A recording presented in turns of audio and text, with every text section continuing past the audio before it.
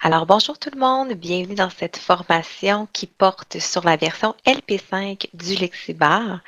Alors, pour commencer, je vous tiens à vous souhaiter la bienvenue et vous remercier de passer la prochaine heure avec moi pour découvrir toutes les nouveautés offertes par cette version LP5 du Lexibar. Alors, je débute je commence par me présenter à vous. Alors, mon nom est Mélanie Allé. C'est moi qui est responsable de la formation, mais également du support technique. Alors, je vous laisse mes coordonnées parce que si vous avez des questions à me faire part suite à cette formation, sentez-vous bien à l'aise de m'écrire. Vous avez mon adresse courriel, mais aussi mon numéro de téléphone. Alors, vous allez pouvoir me rejoindre pour poser toutes vos questions. Alors, voilà, je vous laisse un peu de temps pour noter le tout. Si vous avez des questions. Alors, maintenant, avant de commencer dans le vif du sujet, pour commencer à vous parler des nouveautés, de comment on utilise le logiciel, je voulais vous faire un petit historique de l'entreprise. Donc, vous parler un peu là, d'où on part là, pour que vous puissiez bien comprendre en fait où on s'en va avec le produit Lexibar. Donc, avoir un petit historique. Alors, l'entreprise LM Technologies, c'est l'entreprise qui conçoit et qui commercialise le logiciel. Donc, c'est vraiment un logiciel qui est 100% fait au Québec. L'entreprise a été fondée en 2008 et suite à sa fondation, il y a eu 5 années de recherche et de développement en partenariat avec des orthophonistes du Québec dans le but d'élaborer vraiment un algorithme de prédiction phonétique des plus performants. Alors, c'est vraiment un des piliers, en fait, du Lexibar, un des avantages principaux qu'offre le logiciel, c'est-à-dire un algorithme de prédiction phonétique très, très performant pour vraiment aider les élèves et les utilisateurs à réussir là, toutes les activités d'écriture et de lecture.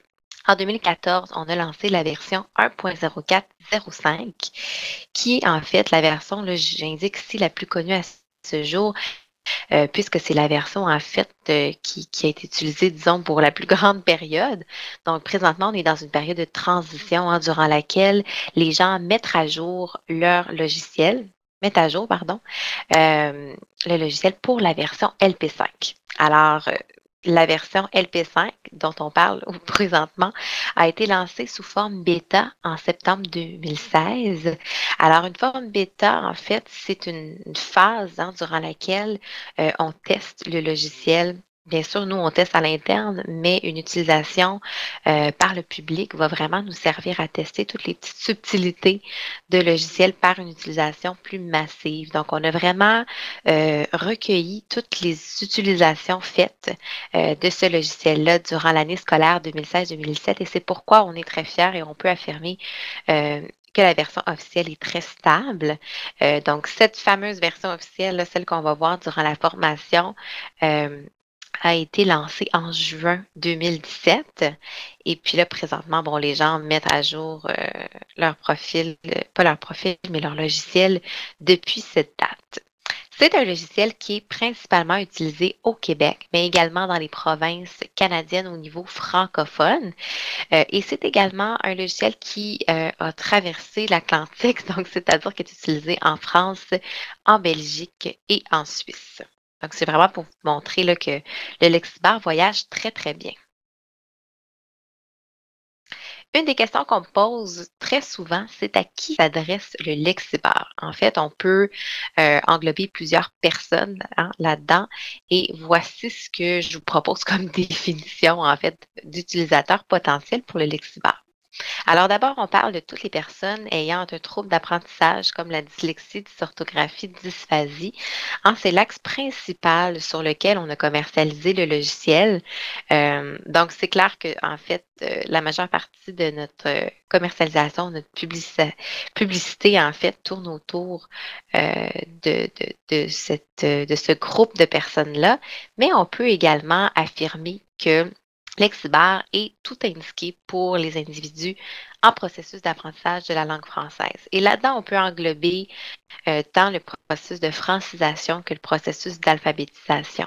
Donc, c'est vraiment très, très large et on peut en fait résumer aussi à toute personne ayant des difficultés à lire et à écrire. Pourquoi? Parce qu'essentiellement, le lexibar, c'est 5 fonctions d'aide vous permettant en fait de développer les compétences en lecture et en écriture. Donc, il n'y a pas vraiment de frontière à ça et on peut vraiment paramétrer le logiciel pour répondre aux besoins précis de l'utilisateur. Donc, dans certains cas, les 5 fonctions d'aide vont être activées et bénéfiques et dans d'autres, on peut se contenter là, de 2 ou 3 fonctions d'aide pour bien réussir à écrire et à lire. Au niveau du contexte scolaire, donc je vous dirais le contexte principal dans lequel est utilisé Lexibar présentement, c'est d'abord un outil qui est utilisé avec un intervenant, donc un orthophoniste, un orthopédagogue ou un ergo, par exemple. Euh, donc, c'est en premier lieu avec l'intervenant que l'outil va être introduit et utilisé. Par la suite, c'est un outil qui va être fourni, en fait, qui peut être fourni par une commission scolaire ou un conseil scolaire, hein, un outil d'aide pédagogique qui va être fourni à certains élèves présentant des besoins bien précis ou via certaines mesures budgétaires, par exemple. Et finalement, c'est un outil qui va être tout indiqué pour la maison, donc la période des devoirs, des travaux scolaires. Donc, c'est vraiment pour ça que les formations sont ouvertes à tous, but de soit aider un parent à accompagner son enfant ou un intervenant à accompagner son élève. Voici le plan de la présentation. Alors d'abord, on va aborder le processus de démarrage du lexibar. Alors, vous allez voir un peu comment fonctionne le lexibar, les premiers balbutiements. D'abord, ensuite, en fait, on va voir les 5 fonctions d'aide du lexibar. Donc, le prédicteur de mots phonétiques, le prédicteur de mots orthographiques, la synthèse vocale, les illustrations et finalement le vérificateur d'orthographe. Par la suite, on va conclure avec quelques petits éléments et normalement, il y a une période de questions, mais dans cette version-ci, les questions seront posées par courriel ou vous pouvez m'appeler, vous avez eu mes coordonnées. Donc, comme tout bon logiciel, vous avez un icône sur le bureau. Donc, vous remarquerez peut-être que le logo a changé là, donc, par rapport à l'ancienne version. Alors, on va tout simplement ouvrir le Lexibar. Pour ceux qui ne sont pas familiers avec le Lexibar, il faut savoir que c'est un logiciel qui fonctionne en arrière-plan. Ça veut dire quoi? Ça veut dire qu'il n'y aura pas de fenêtre flottante ou de fenêtre, c'est ça, flottante, là, qui soit en fait toujours ouverte, là, peu importe qu'on l'utilise ou pas. La raison de ça, c'est vraiment pour ne pas surcharger hein, l'écran de l'utilisateur qui est déjà en difficulté. Donc, vraiment pour être le plus épuré et minimaliste possible. Donc, l'Exbar va être en arrière-plan et va intervenir uniquement en contexte d'écriture et de lecture. Bon, alors ça ici, c'est la fenêtre du centre d'apprentissage. C'est une fenêtre, en fait, qui sert de première introduction, je vous dirais, là, avec le Lexibar, généralement, vous l'utilisez la première fois que vous ouvrez le logiciel, puis après ça, certains vont cliquer ici là, pour ne plus afficher au démarrage. C'est vraiment une brève, c'est vraiment, disons, une introduction au logiciel. Donc, il vous explique en fait où se trouve le Lexibar et également, ça vous donne accès ici à l'aide en ligne. Ça vous donne accès rapidement également au tutoriel vidéo.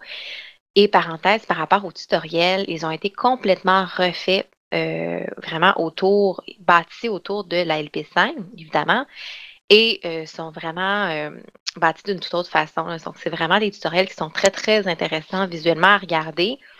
Et c'est également plein de contenu pertinent pour bien apprendre à utiliser le logiciel. Donc, si jamais après cette formation, vous avez envie de vous rappeler quelques notions qu'on aurait vues aujourd'hui ou un simple rappel, bien, vous avez toujours les fonctions d'aide qui sont en fait expliquées dans les tutoriels. Donc, c'est vraiment des vidéos distinctes là, par fonction d'aide. Donc, c'est pas une heure à visionner chaque fois. Et puis, finalement, vous avez ici les conseils d'utilisation. Là. Donc, c'est vraiment, comme je dis, là, une petite fenêtre d'introduction. Donc là, c'est une fois que c'est fermé. Vous voyez, mon lexibar, il est ouvert, il est en route, je vous le jure, mais il n'y a pas de fenêtre flottante. Donc, comme la précédente version, ce qu'il faut faire en fait pour accéder au logiciel, c'est aller ici dans l'onglet où vous retrouvez les icônes cachées dans la barre des tâches de Microsoft Windows. Donc, dans cette fenêtre-là, cette boîte-là, vous avez donc ici le petit logo là, de Lexibar. Donc, pour accéder aux paramètres et aux options, vous allez effectuer un clic droit de la souris sur l'icône.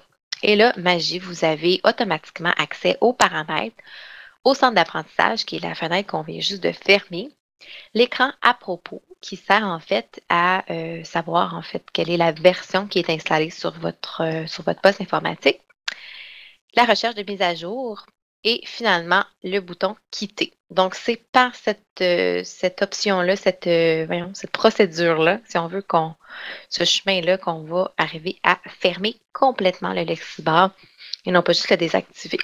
Maintenant, on va regarder ensemble les paramètres. Donc, les paramètres, en fait, ont été complètement refaits, là. Ils sont beaucoup plus, en fait, ça a été revampé, je vous dirais, là. Vous avez beaucoup plus d'options de paramétrage, mais bien sûr, toujours dans le souci de ne pas alourdir le logiciel pour l'utilisateur. Donc, d'abord, dans l'onglet Général, où on se trouve, vous avez comme première option l'exécution au démarrage de Windows. Donc, à chaque fois que votre ordinateur démarre, le Lexibar peut également démarrer de façon automatique. Ici, en deuxième lieu, vous avez la gestion automatique de la langue. Et ça, c'est une nouveauté avec la LP5 et c'est vraiment très, très pratique, surtout pour les élèves en immersion. Je parle bien sûr de l'anglais et du français, là. Vous avez en fait l'option en contexte de lecture seulement, évidemment, là. Lorsque vous sélectionnez un texte, Lexibar va pouvoir déterminer si ce texte-là est en français ou en anglais et utiliser la bonne voie de synthèse de la bonne langue, en fait, pour lire ce texte-là. Donc, plus besoin, en fait, d'aller indiquer au Lexibar que vous êtes en contexte en langue anglaise, par exemple, ou un texte en français pour que la voie de synthèse s'ajuste. Maintenant, elle le sait automatiquement que les mots que vous avez sélectionnés qui forment votre texte appartiennent au dictionnaire anglais ou au dictionnaire français et donc va utiliser la bonne voie de synthèse. Ici, vous avez la langue de préférence. Donc, je ne sais pas si vous le saviez, mais Lexibar est vraiment un logiciel complètement bilingue. Donc, ça veut dire qu'il peut aussi bien s'utiliser en français qu'en anglais. Donc, si je choisis langue de préférence, l'anglais, à ce moment-là, tout le menu est traduit en anglais. Au niveau des voix de synthèse, vous avez Pamela, qui est la plus connue, peut-être la plus... Je Oui, nomme. pardon, je m'excuse, je ne voulais pas la faire intervenir tout de suite.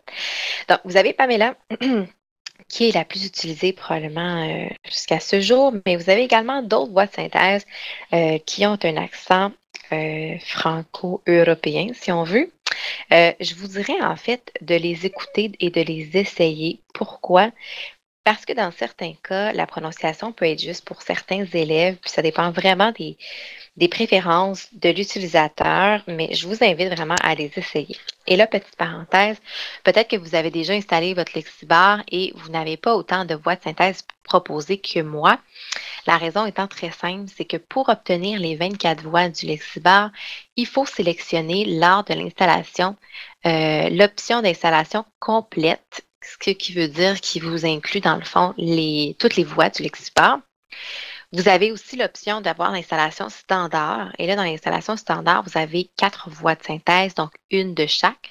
Donc, une voix franco-canadienne, une voix franco-européenne, une voix d'anglais d'Angleterre et une voix anglais des États-Unis. C'est sûr que les voix de synthèse, c'est ce qui prend le plus de place là, au niveau, ce qui est le plus lourd, en fait, pour le logiciel. Donc, si vous n'avez pas beaucoup de place disponible sur votre ordinateur, je vous recommande à ce moment-là d'avoir l'installation standard. Mais sinon, si vous voulez bénéficier de toutes les voix de synthèse proposées, alors je vous suggère donc l'installation complète. Aujourd'hui, pour la formation, je vais utiliser José, simplement parce que vous êtes habitué d'entendre Pamela, donc c'est juste pour que vous puissiez entendre une nouvelle voix. Ici, vous avez, dans le fond, les voix avec un accent plus américain et d'autres avec un accent britannique. Donc, encore une fois, c'est vraiment une question de préférence de l'utilisateur, de niveau de la prononciation des mots. Vous allez voir, il y a vraiment des petites distinctions. Donc, c'est important de les tester, de les essayer. puis de ne pas s'attarder en fait à la mention, je vous dirais, de l'accent. Là, ce sont quand même des voix de synthèse euh, à proprement dit, puis ils n'ont pas la même intonation non plus. Donc, voilà. Au niveau de la vitesse et du volume, vous avez maintenant un gradateur qui vous permet de vraiment paramétrer à la vitesse près la vitesse d'allocution de la voix de synthèse. Puis là, juste pour m'assurer que vous allez bien l'entendre, je vais juste décaler un peu le curseur. Je me nomme José. Je suis une voix de synthèse du logiciel Lexibar. Donc, normalement, vous devriez avoir entendu José qui se présentait à vous. OK. Donc, c'est la même chose aussi pour le volume de la voix. Alors là, je l'ai mis pas trop fort parce que je pense que dans ma séance d'hier, le son de la voix de synthèse était assez fort. Donc, je ne veux pas vous casser les oreilles non plus. Donc, ça m'amène à vous parler du deuxième onglet qui est fonction d'aide. Et là, c'est une nouveauté avec cette version-ci. C'est que le logiciel a vraiment été pensé et segmenté, en fait, par fonction d'aide. Donc, concrètement, ce que ça veut dire, c'est que vous allez être en mesure de paramétrer le lexibar en fonction des fonctions d'aide. Ça, c'est drôle, hein? Qui sont les fonctions d'aide qui sont prévues au plan d'intervention de l'élève. Donc, autrement dit, paramétrer et offrir l'usage des fonctions d'aide auxquelles l'utilisateur a droit. Et on peut également venir ici cliquer là, sur verrouiller les paramètres. Et là, de cette façon, on s'assure que l'utilisateur ne peut pas effectuer aucun changement. Donc, vous imaginez en contexte d'examen ou d'épreuve ministérielle, c'est vraiment quelque chose qui est très important. Donc, toujours l'option d'offrir les fonctions d'aide auxquelles l'étudiant ou l'utilisateur a droit. Et là, pour la présentation, je vais commencer seulement avec les deux prédicteurs de mots. Et au fil de la présentation, je vais ajouter une fonction d'aide de sorte que vous puissiez vraiment constater l'impact d'une fonction d'aide par rapport à une autre. Donc, c'est sûr qu'au départ, le lexibar va sembler peut-être un peu démuni là, parce qu'il n'y aura pas d'illustration, pas de synthèse vocale et tout ça. Mais je pense que c'est vraiment une bonne façon de comprendre comment, en fait, ce qu'apporte chaque fonction d'aide. Donc, on va pouvoir procéder comme ça. Mais là, si j'active ici synthèse vocale, je vais quand même vous montrer les options de paramétrage qui sont offertes, dans le fond, au niveau de la synthèse vocale. Ça aussi, c'est nouveau. On a vraiment 4 options qu'on peut activer et désactiver encore une fois. Donc, première chose, c'est la prononciation des mots lors d'un clic. Donc, autant le clic sur un mot qu'on a déjà écrit qu'un mot qui est dans la boîte de prédiction. La prononciation des mots, donc lorsqu'on termine un mot, ce mot-là est relu. La prononciation des phrases, donc même chose, on termine la phrase avec un point et celle-ci est relue. Et finalement, la prononciation de la ponctuation, donc au fil de l'écriture. Et finalement, le dernier onglet qui est raccourci clavier, il y en a qu'un seul pour l'instant. Par contre, il est assez pratique, donc je vous en parle. C'est la touche CTRL-ALT-A qui vous sert à désactiver ou à activer, là, je vais le faire en même temps, votre lexibar. Donc, par exemple, vous êtes en cas d'intervention ou vous êtes avec votre enfant durant la période des devoirs et là, vous devez soit écrire un courriel ou un mot de passe, par exemple, et vous ne voulez pas que la voix de synthèse et le prédicteur lisent et écrivent, en fait, affichent votre mot de passe, bien, vous pouvez rapidement désactiver et activer le lexibar. Donc, ça peut être assez pratique.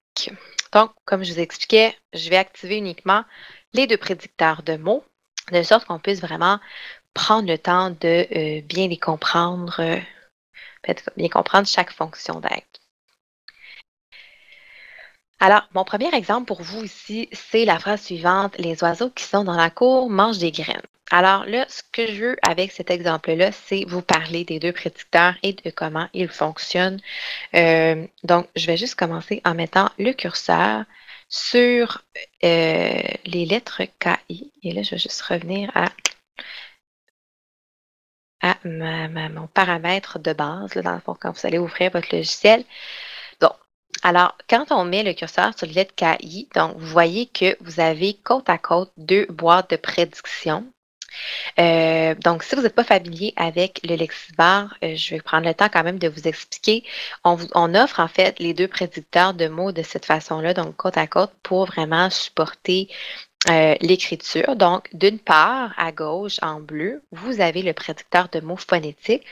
Donc, lui va travailler au niveau des phonèmes. Donc, ça veut dire quoi? Il va prendre les lettres utilisées, donc ici K et I, et va transposer ça dans l'alphabet des phonèmes pour trouver une concordance phonétique avec un mot qui appartient au dictionnaire. Donc, un mot qui sonne de la même façon, ou bien, parce que c'est sûr que l'algorithme est encore plus complexe que ça, mais ou bien qui tient compte, par exemple, de confusion phonétique, un peu comme l'inversion P et B, par exemple. Donc, il va faire son analyse basée sur les phonèmes. Donc, c'est pour ça que vous allez retrouver en premier lieu le mot qui, écrit QI, donc dans le fond, écrit de la bonne façon, en fait. Donc, vous voyez que les prédictions qui sont présentées sont totalement différentes d'une boîte de prédiction à l'autre. Du côté droit, donc du côté vert, vous avez le prédicteur orthographique. Lui, c'est un prédicteur orthographique. Le prédicteur orthographique travaille au niveau des graphèmes, donc au niveau des lettres utilisées. Et lui, dans le fond, fait son analyse en fonction de ça. Un peu comme les prédicteurs de mots que vous retrouvez dans les claviers de téléphone intelligents. C'est sûr que ce n'est pas tout à fait le même genre d'algorithme, mais quand même, ça s'y rattache un peu plus. Donc, c'est vraiment au niveau là, des lettres qui sont utilisées. Les deux prédicteurs ont vraiment une pertinence là, qui sont en fait très importantes là, des deux côtés. C'est du côté pardon, phonétique, on s'adresse beaucoup plus à des utilisateurs en plus grande difficulté ou des utilisateurs qui sont portés à écrire beaucoup au son. Donc, que les autres types de prédicteurs ne peuvent pas supporter ce genre d'écriture-là ou d'erreur phonétique-là. Donc, c'est pour ça que ce prédicteur-là va venir vraiment les aider. Et du côté orthographique, on est vraiment au niveau, là, je vous dirais, niveau point de vue pédagogique, c'est vraiment de forcer l'utilisateur à se questionner sur les lettres utilisées. Donc, bien sûr, si je vois que j'ai écrit KI et que j'ai ici, bon, kilomètre, kilo, kidnappé, vous voyez, ben, à ce moment-là, ça va me permettre de dire, bon, ben, peut-être que je n'ai pas utilisé les bonnes lettres. Donc, ça, c'est bien pour des utilisateurs qui sont capables de le faire. Dans certains cas, ce genre de réflexion-là, c'est beaucoup trop complexe et c'est pour ça qu'il faut venir vraiment les supporter davantage avec un prédicteur de mots phonétiques. Donc, parce que l'objectif de ce genre d'outil-là, c'est quoi? C'est de pouvoir exprimer ses idées à l'écrit et d'écrire des phrases qui sont compréhensives. Donc, c'est grosso modo ça. Alors, ce qu'on va faire rapidement, en fait, ici, c'est de corriger cette phrase-là qui est déjà écrite. Alors, ici, vous voyez, si je vais au niveau des oiseaux, hein, vous avez oiseau qui est représenté. Puis de l'autre côté, on est plus au niveau là, de zoo zone 0. Là, donc, on n'est pas tout à fait à ce niveau-là. Là. Quand on est au niveau phonétique, ben là, c'est sûr que on tient compte de plusieurs aspects. Là, évidemment, ici, avec l'exemple de dents, là, D-A-N-S et les dents, là, D-E-N-T-S, ce sont des homophones. Donc, c'est sûr que là, je n'ai pas d'illustration, je n'ai rien pour m'aider à venir faire mon choix. Mais c'est juste pour vous montrer. Et là, petite parenthèse, parce que je vais aussi vous parler comment qu'on fait pour remplacer un mot dans le texte. Parce que là, vous me voyez corriger des mots. Mais maintenant, comment on vient faire pour passer de cours écrits comme ça à cours écrits de cette façon-là. Donc, vous avez trois options pour remplacer les mots dans le texte. Vous avez d'abord le double-clic de la souris, comme ça. Sinon, vous avez également le clic droit de la souris, puisque dans certains cas, le double-clic est une opération plus complexe. Donc, pour ces utilisateurs-là, on propose également le simple clic, en fait. Donc, un seul clic sur le bouton droit de la souris. Donc voilà, c'est sûr que vous ne me voyez pas, donc c'est un peu difficile, là, mais un seul clic sur le bouton droit de la souris. Et sinon, c'est la touche Entrée du clavier. Et là, ça m'amène à vous parler de la navigation avec les flèches du clavier. Parce que là, vous voyez, mon curseur est dans le mot mange. Et si j'appuie en fait sur la flèche du bas, bien là, j'entre dans ma boîte de prédiction. Et je peux naviguer avec les flèches, donc au bas, gauche, droite, pour voir en fait les prédictions qui sont proposées. Et donc, lorsque j'ai fait mon choix, Mettons, si je vais ici, ENT. Lorsque j'aurai fait mon choix, je pourrais faire la touche Entrée et ça va corriger le mot dans le texte, donc remplacer le mot de cette façon-là. Là, vous remarquez depuis tout à l'heure, la boîte de prédiction suit le curseur, donc en fonction de où je suis rendue dans mon texte. Je peux en fait l'avoir à un endroit précis dans mon écran. En cliquant sur ce bouton-là, là, vous voyez, c'est comme une espèce de carré avec la flèche, donc pour montrer que ça va venir s'ancrer à un endroit dans le texte. Donc là, je peux vraiment le bouger comme bon me semble. Vous remarquerez aussi que ça a créé une en-tête ici, donc pour vraiment présenter le mot sur lequel je travaille. Donc, tu sais, ici, oiseaux, qui sont, donc vraiment pour savoir où je suis rendue dans mon texte. Et si je reclique sur le bouton, je reviens en suivi du curseur. Ici, avec la roulette dans la roue dentelée, vous avez l'option zoom que vous avez entrevue plus tôt. Donc, pour ajuster les caractères. Vous avez le mode plein écran. Le mode plein écran, ça sert strictement à une utilisation avec 2 écrans. Sinon, il n'y a aucune utilisation possible de cette option-là. Donc, si vous travaillez avec 2 écrans, donc sur un écran, vous avez l'Exibar et le prédicteur de mots, puis sur le deuxième, vous avez votre texte Word, par exemple. Donc, ça pourrait être très bien, surtout que maintenant, on supporte les écrans tactiles. Donc, ça pourrait être un deuxième écran, mais qui soit tactile pour remplacer, bien sûr, les mots dans le texte. Finalement, vous pouvez aussi ajuster la hauteur et donc ajuster le nombre de mots présentés à l'utilisateur. Selon le type de mots, donc selon le nombre de prédictions, ça peut aller jusqu'à 12 mots d'afficher à la fois. Donc, 12 prédictions qu'on peut présenter, offrir en fait à l'utilisateur. Donc, c'est sûr que dans certains cas, de trop en mettre, c'est pas bon. Puis des fois, de ne pas en mettre assez, ben, ça peut décourager et complexifier, je vous dirais, le processus d'écriture. Donc, ça, c'est possible. Vous pouvez aussi ajuster la largeur. Au niveau du visuel, parce que là, ici, dans le cas de la présentation, j'utilise beaucoup ce visuel-là qui donne une distinction entre le volet phonétique et orthographique pour que vous puissiez vraiment bien comprendre la différence entre les deux. Mais il est possible d'avoir 2 autres visuels. Donc là, vous voyez, je survole. Ici, ma main est un petit peu, la petite main est un peu plus grosse. Donc, je vais cliquer et ça va me permettre de pivoter. Donc, ici, ce visuel-ci est vraiment plus spécialisé au niveau de la dyslexie. Pourquoi? Parce que le contraste est plus optimal, l'espacement entre les mots aussi. Donc, ça permet vraiment une meilleure navigation, je vous dirais une meilleure lecture là, au niveau des utilisateurs atteints de dyslexie. Et finalement, on a celui-là qui est plus standard, là, que vous avez connu aussi dans l'ancienne version. Donc, essentiellement, ce sont les options de paramétrage qui sont offertes pour le prédicteur de mots. En fait, les 2 prédicteurs de mots. Ici, je vais venir ajouter maintenant la synthèse vocale pourquoi, en fait, pour vous montrer qu'est-ce que ça ajoute en plus au niveau de la correction de cette phrase-ci. Donc, l'exemple qu'on donne ici en formation, c'est une phrase ce que l'utilisateur voulait inscrire, c'est le feu est beau quand je souffle dessus. Donc, c'est vraiment une phrase qui est écrite au son et qui contient plusieurs confusions phonétiques. Donc, c'est vraiment non seulement un exemple pour vous démontrer en fait la pertinence de l'algorithme de prédiction phonétique, mais c'est également un exemple aussi pour vous montrer à quel point le lexibar va vraiment peut en fait rendre une phrase incompréhensible en phrase compréhensible parce que c'est vraiment ça son objectif. OK?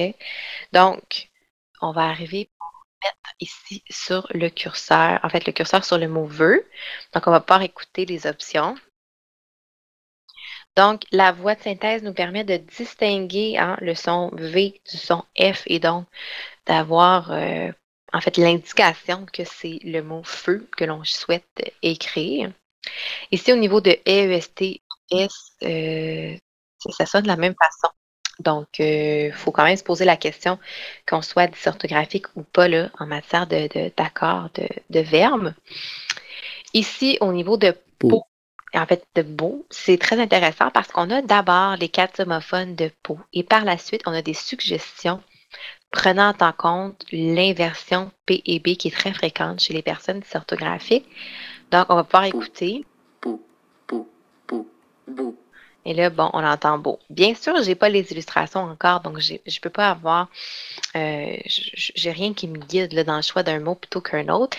Mais par contre, j'ai vraiment des mots qui tiennent compte de cette inversion-là. Alors que du côté orthographique, là, on n'est pas dans la même, on n'est pas dans la, oups, on est, on n'est pas dans la même genre d'analyse, bien sûr.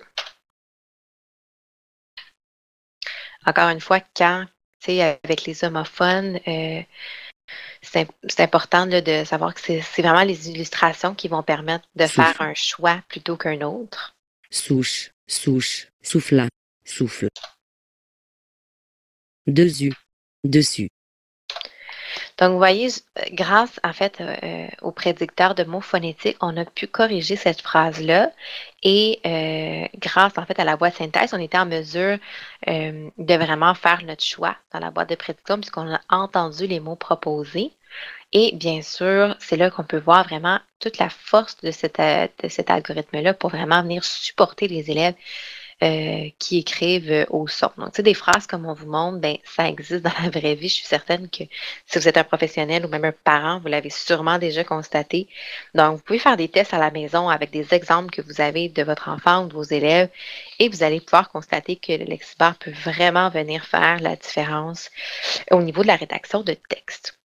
Donc, ça, c'est dit au niveau là, de la correction. Bien sûr, lorsque je clique sur les mots dans le texte, je peux les entendre.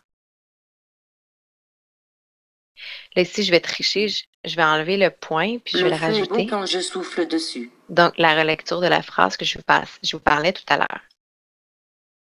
Si on va en contexte de lecture, donc, on va faire une recherche, par exemple, dans un navigateur Internet, comme Wikipédia, par exemple.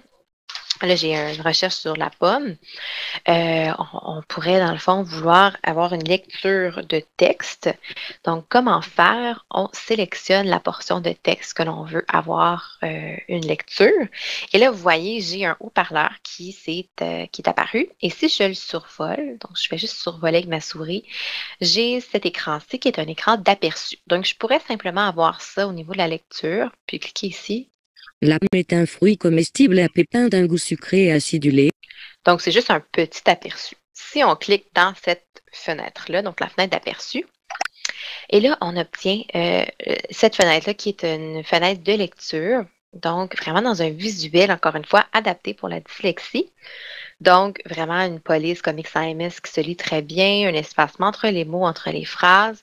Euh, et donc, c'est vraiment un visuel qui est très, très apprécié là, au niveau de la lecture des textes.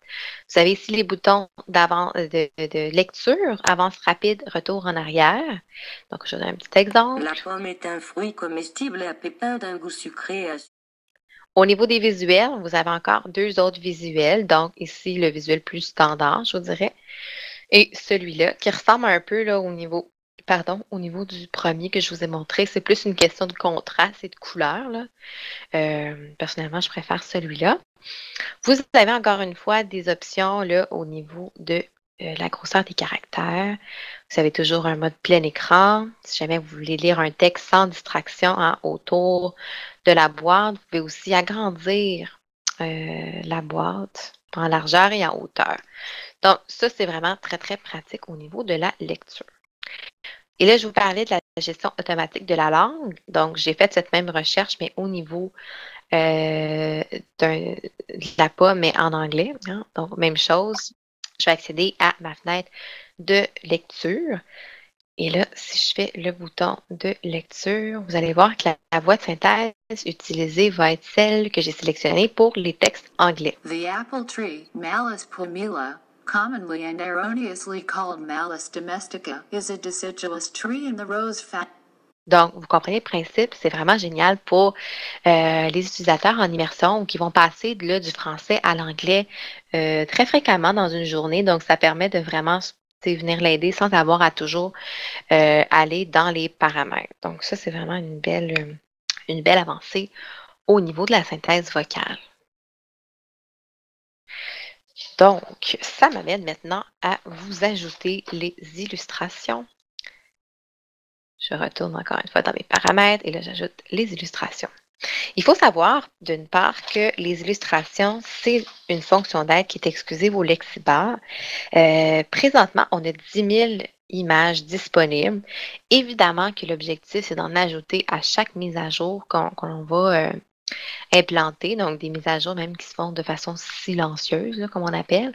Mais l'objectif, c'est vraiment d'en ajouter le plus possible parce que, bien évidemment, plus on offre d'illustrations, plus ça aide nos utilisateurs à soit comprendre mieux un texte ou faire une meilleure sélection dans la boîte de prédiction, par exemple. Donc, évidemment, on se concentre sur les mots qui sont utilisés dans le contexte scolaire et évidemment, on se concentre encore une fois sur les homophones parce que c'est notre façon d'aider l'utilisateur à faire un choix entre deux mots qui sont des homophones. Donc, en premier lieu, je vous montre les illustrations en contexte de lecture. Donc, comment les illustrations peuvent aider au niveau de la compréhension de texte. Donc, vous vous souvenez de ma super boîte de lecture. Donc, lorsque les illustrations sont activées, vous avez des illustrations qui se sont ajoutées au-dessus des mots pour lesquels une illustration est disponible. Et là, parenthèse, mais c'est sûr que le nombre d'illustrations que vous allez retrouver dans un texte dépend vraiment du champ lexical et du vocabulaire utilisé. Donc, si on est dans un article très, très scientifique avec des termes très poussés, bien là, à ce moment-là, évidemment, vous n'allez pas retrouver d'illustrations dans ce genre de texte-là.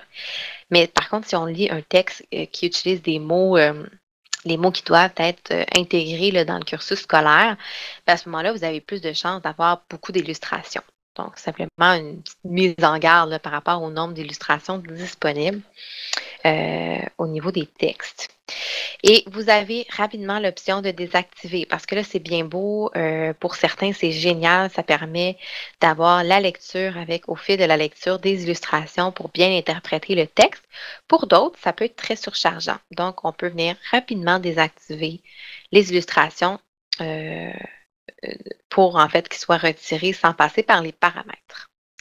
Donc, vous avez des illustrations aussi en anglais. Là. Donc, si je vais ici et je réactive les illustrations, vous en avez également là, en contexte anglais. Puis encore une fois, ben, ça dépend du vocabulaire employé. En contexte d'écriture, comme je vous disais, ça vient vraiment supporter ce processus-là d'écriture. Là, je vais faire un petit retour en arrière. Bon, voilà, pour que vous puissiez vraiment constater comment ça fonctionne. Donc, ici, je suis rendue à feu. Donc, vous voyez, non seulement j'entends feu, mais je vois du feu. Donc, je vois une image de feu. Donc, c'est vraiment très intuitif pour l'utilisateur. Donc, pour vraiment corriger plus facilement un texte ou même pour écrire au fur et à mesure. Là, parce que là, je vous montre des exemples déjà écrits pour qu'on sauve un peu de temps, mais le Lexibar peut s'utiliser vraiment sous deux facettes. Donc, soit qu'on corrige a posteriori un texte, ou bien on l'utilise au fur et à mesure. Donc, j'écris quelques lettres et je regarde, dans le fond, qu'est-ce que le prédicteur me propose, tout dépendamment, bien sûr, encore une fois, des besoins de l'utilisateur. Ici, ça m'amène à vous montrer l'exemple de pot et de beau que je vous parlais tout à l'heure. Vous voyez, donc, j'ai illustré ici les homophones de pot pour m'aider vraiment à bien comprendre la distinction entre les mots. Donc, j'ai la peau du visage, j'ai un pot de fleurs, des peaux animales, deux pots de fleurs et finalement une représentation du mot beau hein, pour vraiment supporter le choix dans la boîte de prédiction. Ici, au niveau de quand, hein, on retrouve l'horloge, donc la notion de temps. Puis ici, avec le mot dessus, bien, là, on retrouve une illustration où on comprend que la bicyclette, elle est sur le toit de la voiture. Donc, vous comprenez un peu le principe, comment les illustrations vont venir vraiment aider l'utilisateur à choisir les bons mots au bon moment.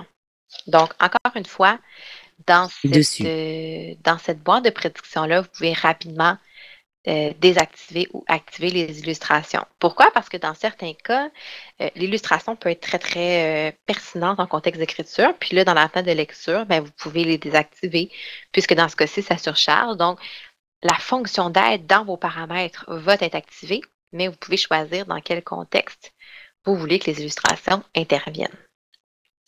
Donc, voilà pour les illustrations.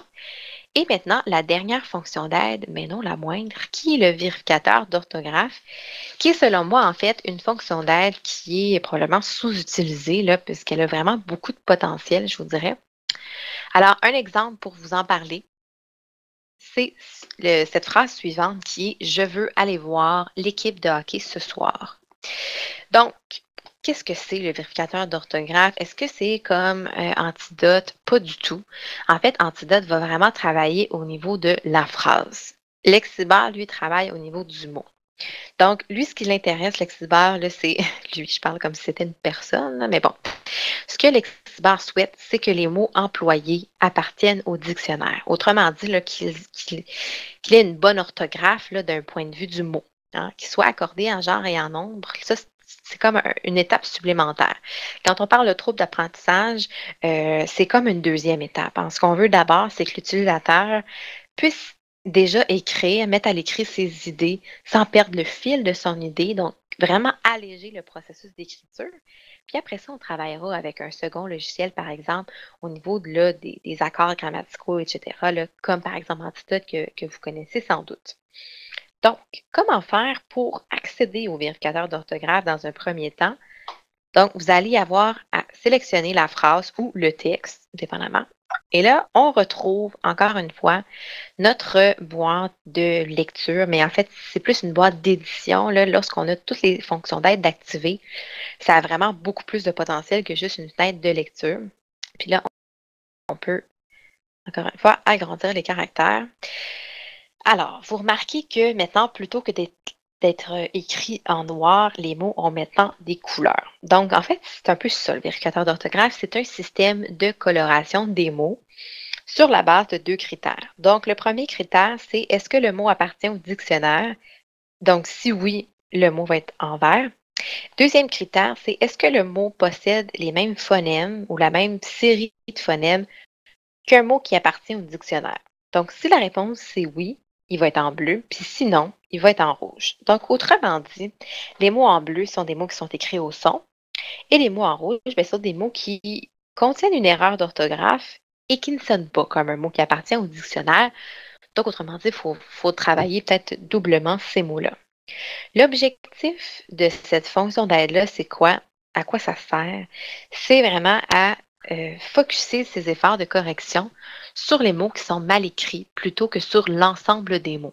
Donc, on sait pour des gens atteints de troubles d'apprentissage, le processus d'écriture peut être vraiment très, très lourd. Donc là, si on a un repère visuel qui est très clair, qui nous oriente en fait au niveau de ce que je dois travailler, dans mon texte, bien là, à ce moment-là, on vient alléger un peu ce processus d'écriture et de correction-là. Pour l'intervenant ou pour le parent, c'est aussi un bon repère visuel. Si vous voyez que le texte de l'élève, il y a beaucoup de bleu, en fait, par exemple, dans un texte, bien là, c'est qu'on va déjà avoir l'indication plus claire que l'utilisateur est porté à écrire au son.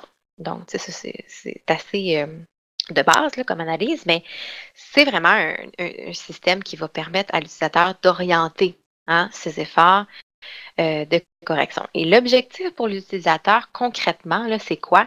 C'est que tous les mots qui se retrouvent dans son texte ou dans sa phrase soient en vert. L'objectif, c'est ça, c'est qu'on veut que tous les mots appartiennent au dictionnaire. Déjà, en partant de ce principe-là, là, on vient déjà de faire un grand pas. Donc, je vous montre l'exemple. Donc, je vais corriger la phrase suivante. Et là, je peux cliquer sur le mot puis entendre la différence, par exemple. Voir. Voir. L'équipe. L'équipe. Puis là, vous remarquez, si le mot devient en vert parce qu'il a été corrigé, puis qu'il y a une image qui est associée, bien, l'image va aller au-dessus. Là, bien sûr, parce que les illustrations sont activées dans ma boîte, là, mais je pourrais les avoir ou ne pas les avoir, par exemple.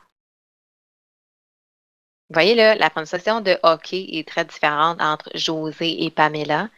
Évidemment, là, une question culturelle et d'accent. Soir. Soir.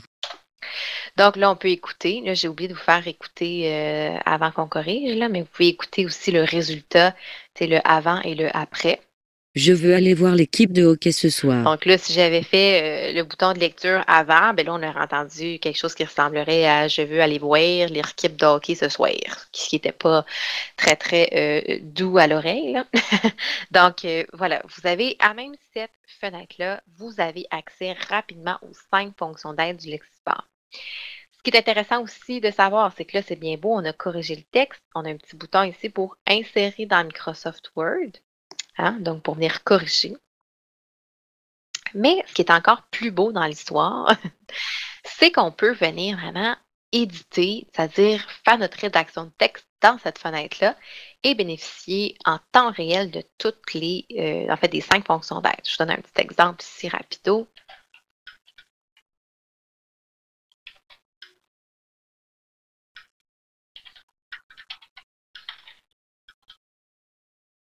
Allez Bon, voir. fait que là, vous voyez, au fil de l'écriture, j'ai eu accès aux illustrations, mais j'ai aussi accès au système de coloration des mots. Aussi. Donc, tu sais, j'aurais pu décider de le corriger au fur et à mesure. Aussi. Dans certains cas, c'est ce que les élèves préfèrent. Veux. Dans d'autres, Veux. Ah. c'est Allez. trop, Veux. c'est trop Allez. surchargeant. Allez. Donc là, ici, j'ai corrigé mon texte et là, j'ai pu insérer dans Word. Donc, c'est sûr que l'étendue de possibilités est vraiment ben, pas infinie, là, mais en fait, est assez grand. Ça m'amène en fait à faire une petite parenthèse. J'aime bien vous le montrer en formation, puis là, il me reste encore un peu de temps, donc je trouve ça important d'en parler. Mes exemples que je fais en ce moment sont dans l'environnement de Office, donc dans Word précisément. Certains utilisent LibreOffice ou OpenOffice, par exemple, qui sont des logiciels gratuits. Il y a certaines choses qu'il faut savoir avec ces logiciels-là. Ben, premièrement, c'est qu'il y a certaines options qui sont pas disponibles, hein, avec LibreOffice. Et là, on va voir un exemple parce que je veux prendre le temps de vous montrer de quoi il s'agit. Mais la beauté de la chose, c'est que même si LibreOffice ou OpenOffice ne vous propose pas l'ensemble des options offertes par Lexibar, en passant par la fenêtre d'édition qu'on vient tout juste de voir, vous pouvez vraiment contrer le fait que ces options ne sont pas possibles. Puis là, je parle, mais je pense que c'est plus clair de vous faire un exemple. Donc ici, je vais écrire une petite phrase.